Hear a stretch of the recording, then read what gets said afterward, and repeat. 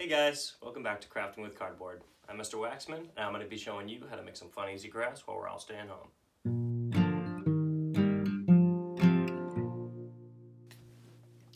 Last week, we spent a lot of time weaving with yarn and talking about what it means to be useful. This week, we're going to have a little more fun building some cool stuff out of newspaper. But first, I wanted to remind you guys about our weekly Zoom meetings every Wednesday from 2:30 to 3 and 3 to 3:30 in the afternoon. Make sure to bring some artwork to show off and some drawing materials for our Draw With Me. Here's some photos of what we did last week and another picture from my cousin Tess of the awesome work she's been doing with cardboard and paper. Look at all that detail. A few days ago, I bought a newspaper so that I could do the crossword puzzle. Unfortunately, when I threw out all the ads that were inside, I accidentally threw out the puzzle with it. And then I was left with all this extra paper that I had no idea what to do with. So I decided that this week we would make something fun because I love repurposing things. We're going to build a newspaper fort and some newspaper boats. So let's get started. For this project, you'll only need two things. Newspaper. If you don't get them delivered, you can often get them at stores and sometimes can even get them for free at the subway or other places. Just be careful and make sure you ask your parents before grabbing one. Another option, if you don't have access to a newspaper, is a paper bag from the store. Your second material is tape. You can use pretty much any kind of tape. I prefer this transparent Scotch tape right here, but any kind of tape will do. And if you don't have that, a stapler or glue will also work in a pinch. It's always good to take time and make space for yourself. Having alone time is calming, and it allows us to really get to know ourselves. And you are a great person to know. Now, I know that finding private space at your home isn't always easy, especially when you're stuck there with the rest of your family. So what we're going to be doing today is making your very own private fort using these materials. Okay, so the first step is to unfold your paper. So I'm going to set the rest aside for now. So you've got your two pieces of newspaper, okay? Put them right on top of one another. And then from the corner, you're going to roll it kind of diagonally up. And you want to roll it as tight as you possibly can. The tighter you roll it, the stronger it's going to be. And one good trick is to get something thin, like a pencil or a chopstick or a dowel or something, and use that to start your roll, okay? So I'm going to kind of wrap this corner around it, and then I'm going to roll it, start to roll it up so it's nice and tight. I can get rid of the pencil now. I'm going to roll it all the way up. Oh, see, it started to unfurl a little bit, so I'm going to start again. That's okay.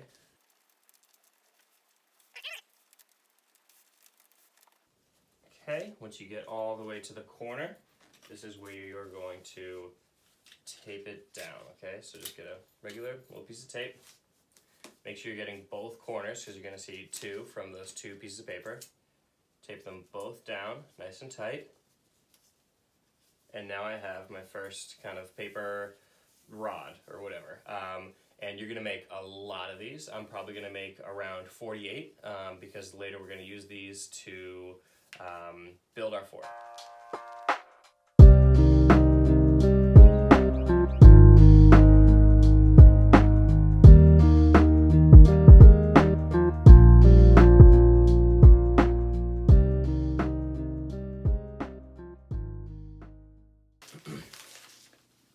If you can't find any large newspapers like the ones I've been using, and you can only find ones that have thinner pieces of paper like this, there's a simple trick you can do to make them act like the larger ones. So I'm just going to stack these and then roll them up. Okay, so I'm going to put one down, and then one perpendicular. We learned that term last time. Another down, and another perpendicular. Okay, now I can roll these up. It's going to be a little trickier to roll them up, and sometimes you have to kind of reposition them. But if this is all you got, then we're going to make it work. So I'm going to start rolling it just the way I did before. And when I get to the part where the papers are overlapping, you just got to make sure that the corners are there and that they're going to be picked up by the roll. Excellent. Just like with everything we do, these do not have to be perfect. We're just kind of trying to make the best use of the materials that we got. All right, so you should be able to get a nice tube, just like with the larger newspapers. You just might have a few more corners to tape up at the end. All right, now I have finished rolling my 48 tubes of newspaper. The reason that I picked the number 48 is that it's a large number, and also it is divisible by 3, which means that if you count by 3, you can get to 48. You know, when you're counting like 3, 6, 9, 12. 48 is a number that you'll reach. So if you don't have time or the paper to make 48, that's fine. Just make sure that the number you do make is divisible by 3. Because what you're going to be doing with these tubes is making a triangle, just like this. Triangles are very strong, like the shape itself is strong. They're often used in construction. If you look at pictures of bridges or buildings, you'll see a lot of triangles being used as things that hold up a lot of weight. So we are going to turn all of these tubes into triangles just like this by taping them together. I'm going to take 3 tubes, set them in the shape of a triangle, and then I'm going to tape them together. So I'm going to get kind of a long piece of tape, okay? I'm going to take 2 of the tubes and kind of squish the corners together a little bit like this, and then wrap the tape around that corner, okay? And that should be pretty strong. If you need to add another piece down the middle, like this, then that's okay. But you should only really need 1 or 2 pieces of tape, and you also don't want to run out because we obviously have a lot of tubes here. So now I'm going to do the other 2 corners.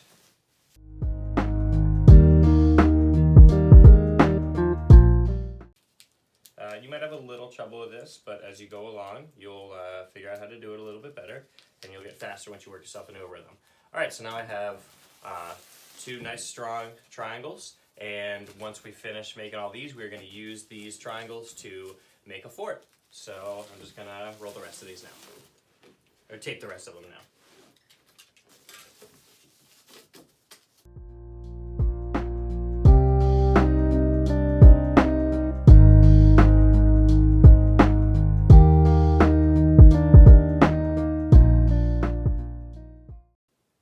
Okay, now I have all my triangles made. All of them are taped together, and since I had 48 tubes, I now have, I believe, 16 triangles. And I'm gonna make these into a little fort or house or kind of prism, which is like a shape that's, you know, 3D. By combining them and taping them together in different ways, depending on how many you have, you will be able to make different shapes of your fort. So I'm going to show you a bunch of different shapes, starting with the simplest one. So here we go.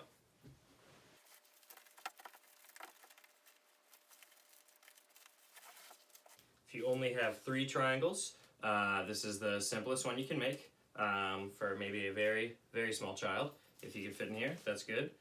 This is the simplest one. And then you would, you know, tape these together around the edges and stuff to make sure that it's nice and strong. But you can make a lot more complex shapes the more triangles you have. So you could do basically the same thing, but instead of 3 sides, you could do it with 4. All right, something like that. And then you would tape all these together, right, to make sure that it stays in that shape. You can make your fort however you want. Figuring out how to fit the triangles into a structure is the challenge of this project. Tape the triangles together in a way that makes sense to you. All right, so after a lot of trial and error, meaning trying something out and it not really working and you having to figure something else out, I am finally done, and this is what I came up with. It's a hexagon, meaning it has 6 sides, and with the extra triangles that I didn't use for the actual shape, I taped them, as you can see, like next to and right alongside some of the other more structural pieces to make it stronger, to give it a little more heft, okay? And the great thing about this is that because it is made of triangles and because I reinforced it, it is strong enough to put a blanket over the top.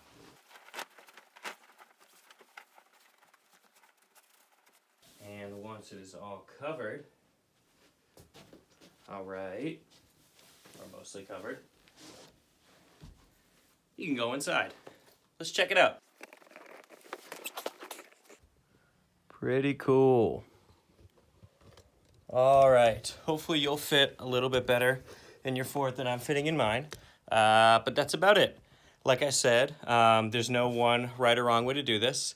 Mine is obviously a little janky. Ended up using a lot of tape, and it took a little bit more time than I expected. But as long as you guys are getting creative and having fun and willing to make some mistakes and learn from them, then you've done your job. All right, now let's go see what Sam's doing in the workshop.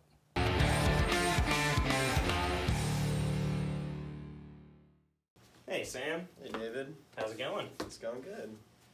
So today, upstairs, we were talking about spending time alone, and we even made a little fort, I think you saw it, Yep. where some of us might be able to have some space alone to themselves. Sure. And why that's important to artists and to anybody. Mm-hmm. And when I'm alone, I like to read or draw or even sometimes just sit down and breathe. Yeah. And that helps me feel calm and centered. So what do you like to do when you're alone?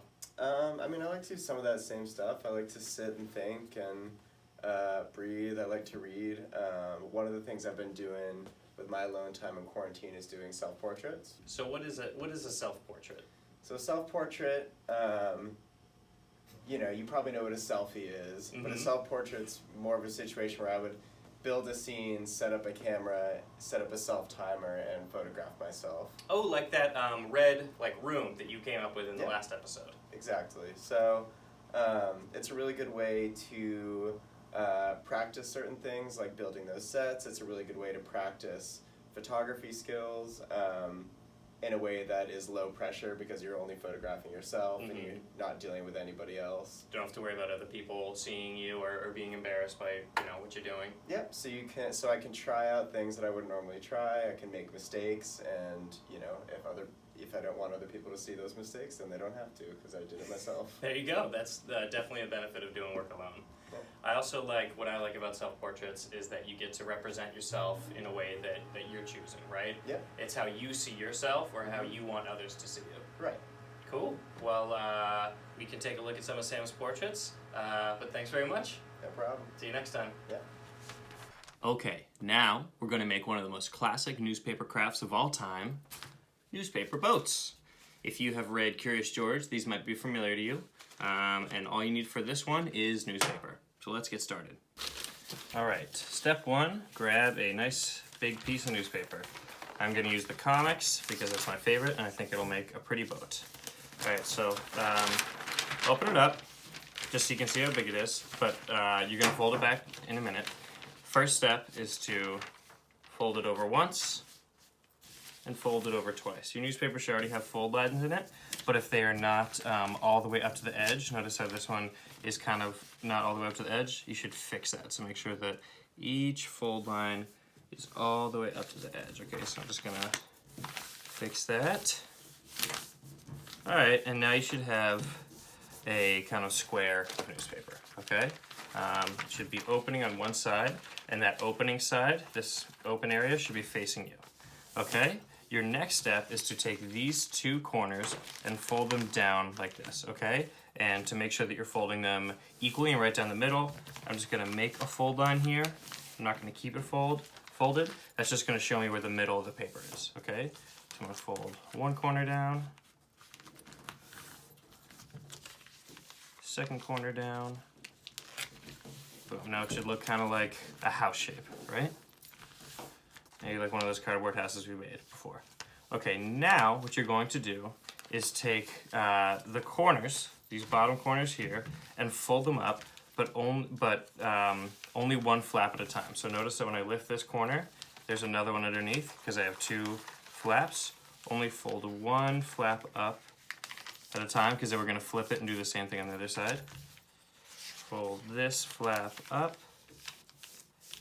And then I'm going to, this piece right here, I'm going to fold that down along this line, okay? That's going up. And if you need to slow these instructions down or rewind, that's okay. So far, I have my square that I made by folding the newspaper twice, folded the big corners down, folded these little flaps up, okay? And now I'm folding this kind of straight area right here. I'm going to fold that up here as well. And then this kind of trapezoid shape right here is going to get folded up too. You can do the same exact thing on the other side, okay? Flip it over. Take this little flap from the bottom, fold it up, take this little flap from the bottom, fold it up, and then this straight piece right here goes up, and then we fold it one more time, up. So now it should look like a triangle with a little trapezoid sitting on top of it that is able to move on both sides, okay? So starting to look a little bit like a boat, okay? Looks kind of like, if you want to stop here and use it as a hat, you can, okay? But we're making a boat, so we're gonna keep going. Our next step is to take these two corners along the bottom and to put them together. So as you put them together, you should notice your piece of paper starting to bend out, okay? Putting these two triangles, or these two corners right here, bringing those together, and then flattening the whole thing out, okay? All right, now you should have a square with these little kind of flaps at the corners, okay? Next, I'm gonna take where all these flaps come together, this corner where all the flaps are coming together, and bring that up to this corner. Do the same thing over here. See this corner where these two flaps are kind of coming together. Bring that up, okay? Fold that down. And then once again, we're gonna bring these two corners together, just like we did before. These two corners come together, and it kind of puffs up a little bit, all right? Then you should have another square that looks kind of like this. And the last step is to take these two bits that can kind of pop up a little bit. You're gonna pull those down, and then you will have the shape of a boat with what looks like a little cabin on the inside, right? Maybe that's where the captain or the crew sleeps. And then this can float on the water. Now, we are gonna go test these out. Let's do it. Now, I happen to be near a lake, which is a great place for me to float my boat. But you might have to get a little creative where you're gonna put yours. A puddle, a stream, a pond at the park, the bathtub, or the sink at your house are all great places to float your little boat, or to sail it. Now, I've attached a little bit of string to mine so that it doesn't float all the way away. And if you're doing yours in a public place, you might wanna do the same. So let's try it out.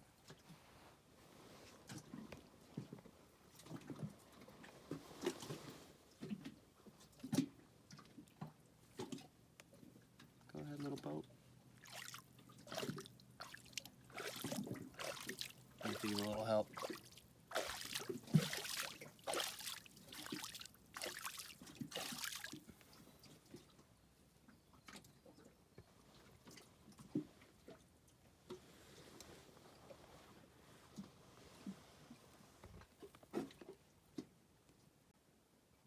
Okay guys, thanks for stopping by for another episode of Crafting with Cardboard. Today we had some fun, we talked about taking alone time, and we learned about self-portraits from Sam. Maybe you can take a photograph or do a drawing of yourself just like him and send it to me. Remember to stop by on Wednesday, and hopefully I'll see you next week. Bye!